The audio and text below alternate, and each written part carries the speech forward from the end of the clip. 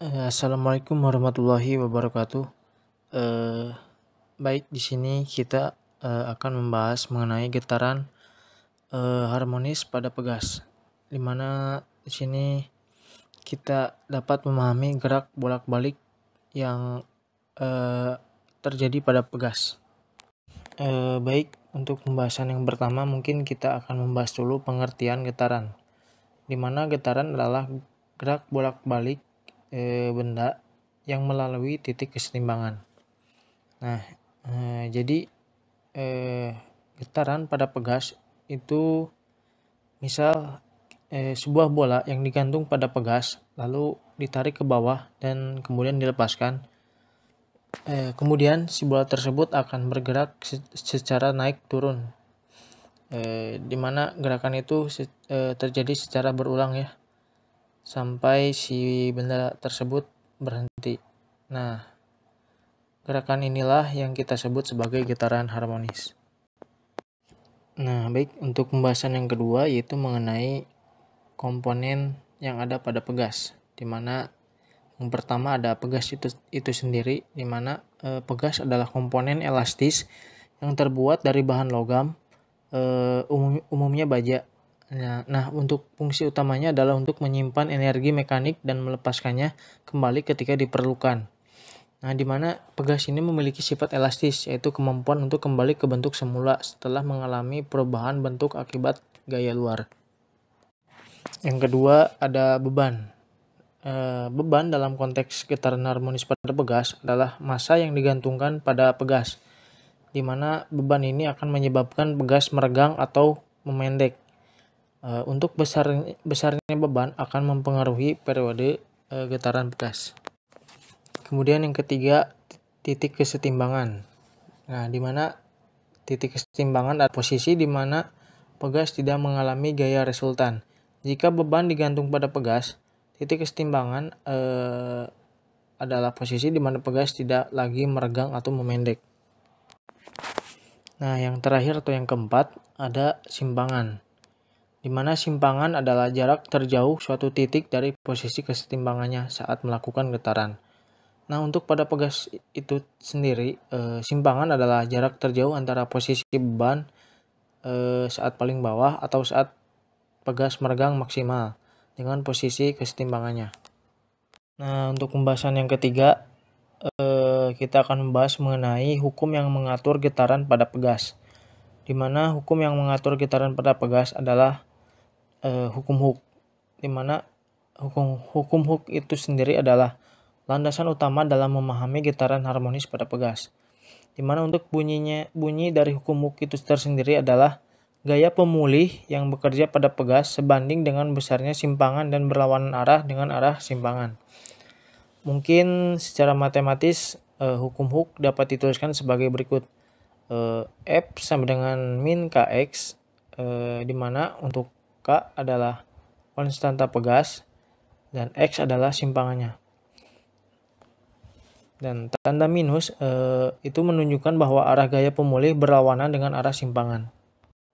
Nah, untuk pembahasan selanjutnya mengenai energi dalam getaran pegas, di mana energi dalam getaran pegas itu ada energi kinetik atau energi gerak, di mana energi kinetik adalah energi yang dimiliki benda karena gerakannya, di mana energi kinetik ini dapat mencapai titik maksimumnya saat benda melewati titik kesetimbangan atau kecepatan maksimum. Nah, untuk titik minimumnya, di mana energi kinetik ini akan atau dapat sampai ke titik minimumnya saat benda berada di titik balik atau kecepatannya 0. Kemudian energi dalam getaran pegas ada energi potensial, di mana energi potensial adalah energi yang tersimpan dalam pegas akibat perubahan bentuknya, di mana energi potensial akan sampai titik maksimumnya saat pegas mengalami peregangan atau pemampatan maksimum atau simpangan maksimum. Energi potensial juga dapat sampai ke titik minimumnya saat pegas berada pada posisi kesetimbangan. Kemudian ada energi mekanik, di mana energi mekanik ini jumlah energi kinetik dan juga energi potensial. Atau dalam sistem ideal tidak ada gesekan, jadi energi mekanik selalu konstan. Adapun yang disebut dengan hukum kekekalan energi mekanik, di mana dalam sistem yang terisolasi atau tidak ada gaya luar yang bekerja, energi mekanik total selalu konstan. Artinya ketika energi kinetik meningkat, energi potensial akan berkurang dan sebaliknya. Dan juga perubahan energi selama satu getaran, di mana saat benda bergerak dari titik kesetimbangan menuju simpangan maksimum, energi kinetik berkurang, energi potensial bertambah. Kemudian saat benda bergerak dari simpangan maksimum menuju titik kesetimbangan, energi potensial berkurang, energi kinetik bertambah. Nah, jadi energi dalam getaran pegas terus-menerus berubah antara energi kinetik dan juga energi potensial, di mana hukum kekekalan energi mekanik memastikan bahwa total energi selalu konstan dalam sistem yang ideal.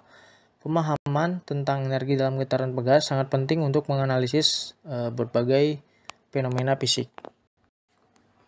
Nah, untuk pembahasan selanjutnya mengenai apa saja yang mempengaruhi getaran pada pegas. Yang pertama ada konstanta pegas, di mana definisinya itu tersendiri adalah ukuran kekakuan suatu pegas. Jadi semakin besar nilai konstanta, maka akan semakin kaku pegas tersebut. Di mana untuk pengaruhnya adalah semakin besar nilai konstanta, semakin cepat pegas kembali ke posisi kesetimbangannya setelah diberi gaya, sehingga periode getarnya akan semakin pendek. Kemudian yang kedua ada massa beban atau massa benda yang digantung, di mana pengaruhnya yaitu semakin besar massa beban yang digantungkan pada pegas, maka semakin lama periode getarnya. Hal ini terjadi karena massa yang lebih besar membutuhkan gaya yang lebih besar untuk dipercepat. Kemudian yang ketiga ada amplitudo getaran, di mana amplitudo itu adalah simpangan maksimum dari titik kesetimbangannya. Untuk pengaruhnya itu tersendiri adalah dalam sistem ideal atau tanpa gesekan, amplitudo tidak mempengaruhi periode getaran. Namun pada sistem nyata, amplitudo yang besar dapat menyebabkan gaya gesekan yang lebih besar, sehingga amplitudo akan berkurang secara bertahap seiring waktu atau redaman. Nah, kemudian yang keempat ada gaya gesekan atau gaya redaman, di mana untuk artinya sendiri itu adalah gaya yang melawan gerak osilasi seperti gaya gesekan udara atau gaya gesekan dalam pegas itu tersendiri. Di mana untuk pengaruhnya yaitu gaya redam menyebabkan energi mekanik sistem berkurang secara bertahap, sehingga amplitudo getaran akan mengecil seiring waktu. Nah, proses ini disebut redaman.